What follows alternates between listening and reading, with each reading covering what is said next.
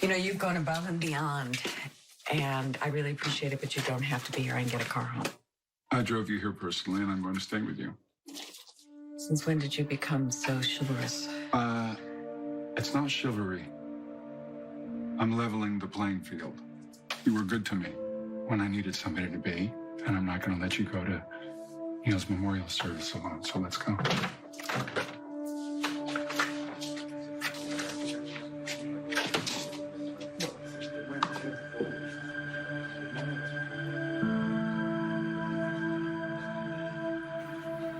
Hey, it's Sasha.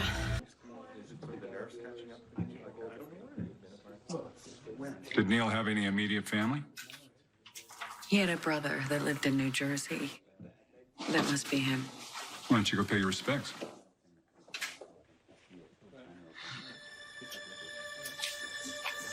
Excuse me, are you Neil's brother? Yes. I'm proud to say that I am.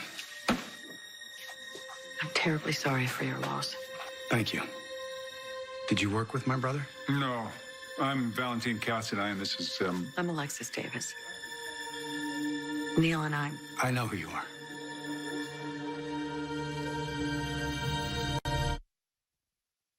Of course, you were probably told about the circumstances of his death. Yes, I was.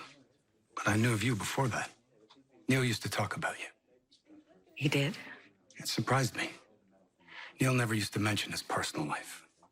Never really had much of one. He dated, never get serious. But you kept talking about how he'd finally met his match. I didn't know that. We had a very special connection.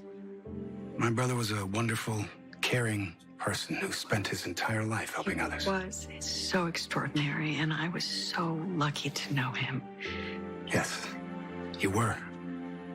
And I wish to God he'd never met you. these are difficult circumstances, but that is completely uncalled for. I disagree. Valentin, just let him speak. He obviously has something to say. I wasn't sure I was going to get this opportunity, Miss Davis.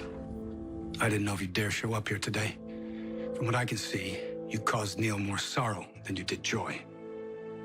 Neil took it very hard when he couldn't pursue a relationship with you. But he was moving on from it.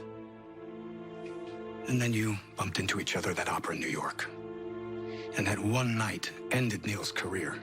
The one thing that kept him going after his daughter died was his practice and the possibility to help others. And you took that from him. And you drove him into despair.